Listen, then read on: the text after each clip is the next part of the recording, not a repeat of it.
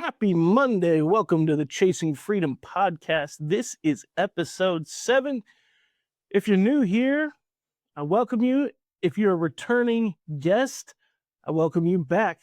If you haven't seen any of the previous episodes, go back and listen or watch those. They're on YouTube and all your major podcast platforms, and you'll get a sense of what this show is all about.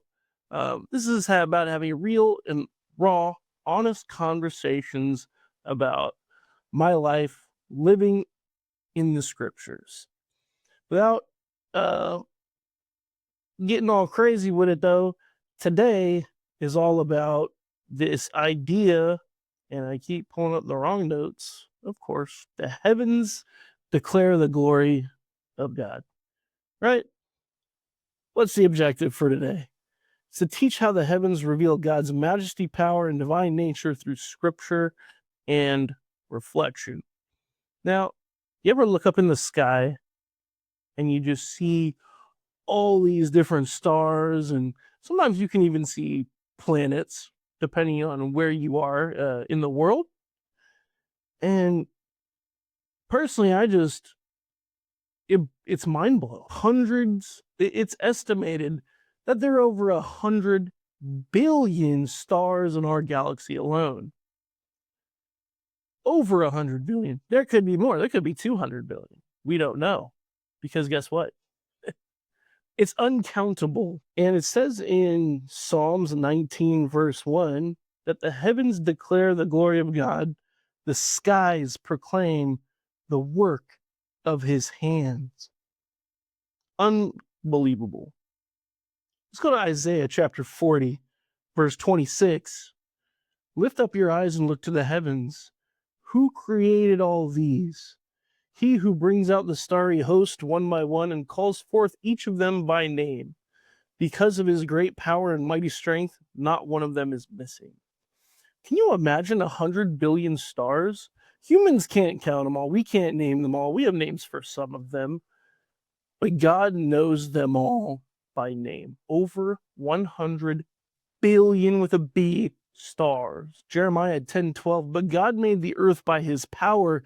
He founded the world by his wisdom and stretched out the heavens by his understanding. Psalm 97:6 says the heavens proclaim his righteousness and all peoples see his glory. Let's go shoot down to Romans chapter 1, verse 20. For since the creation of the world, God's invisible qualities, his eternal power and divine nature have been clearly seen, being understood from what has been made, so that people are without excuse. I've often heard it as nature is God's sermon without words. Pretty powerful statement. Lastly, let's go to Nehemiah chapter 9, verse 6. You alone are the Lord. You made the heavens, even the highest heavens, and all their starry host, the earth and all that is on it, the seas and all that is in them. You give life to everything, and the multitudes of heaven worship you. Let me put this in a little bit of perspective for you. If you were to take our galaxy, the Milky Way galaxy, right, the sun's in the middle, 9 planets surrounding it, we're one of them. We are the third planet, Mercury, Venus, Earth, us. Mars, Jupiter, Saturn, Uranus, Neptune, and Pluto. Although they don't really count Pluto as a planet anymore, but whatever. So, endpoint to endpoint. We are a circular galaxy. At least that is what many models predict. We don't actually know. No satellite has ever been able to reach the edge of our galaxy and take a picture from the outside looking in. We only have pictures from the inside looking out. So everything that you see that is a picture of our Milky Way galaxy is actually just that. It's a prediction. It's a model based on what we see outside of our galaxy. So endpoint to endpoint.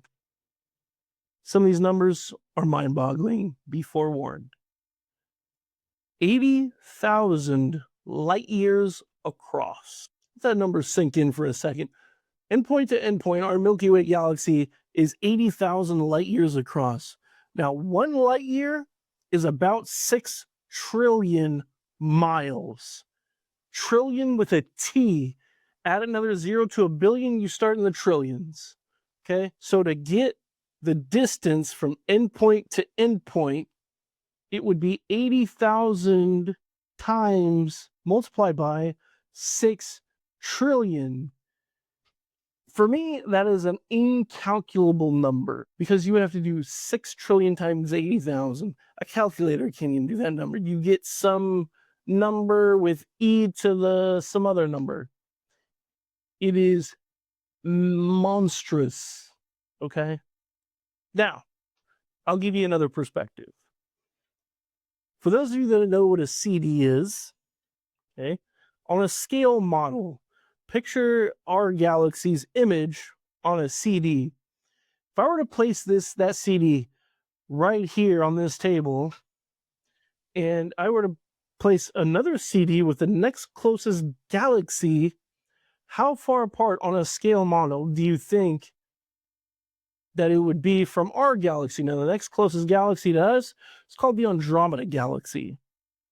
It's our nearest neighbor. We're actually being pulled towards them because of their gravitational force. Interesting story. Another day, another time. But nonetheless, if you were to put the Andromeda Galaxy on a scale model, what kind of distance do you think you would put it at? Would it be in the next room?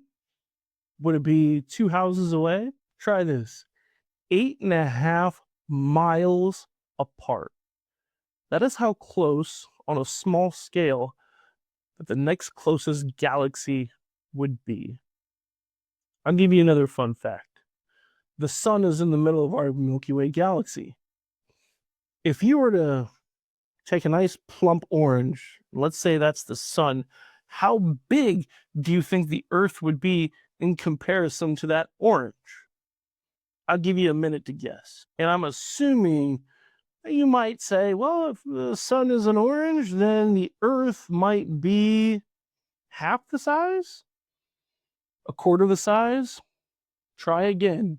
The Earth would be a pebble of salt compared to that orange. Again, some of the sizes and the distances of our Milky Way galaxy and the other things that are in the universe are mind-blowing. One last fact for you to mull on. Now, like I said earlier, our Milky Way galaxy is just one of many.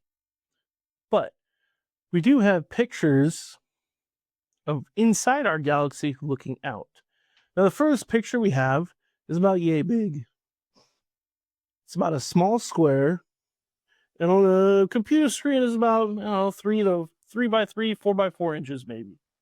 And in this picture, you see hundreds, maybe thousands of little dots that seem to look like stars. But upon closer inspection, those stars are actually galaxies. So, I'll wrap this number up for you. They're estimated to be over 100 billion stars in our Milky Way galaxy alone. There are estimated to be over 100 billion galaxies surrounding our galaxy in space. So when Psalm 19:1 says that the heavens declare the glory of God, think about some of these numbers. 100 billion stars in our galaxy, 100 billion galaxies surrounding us as our neighbors.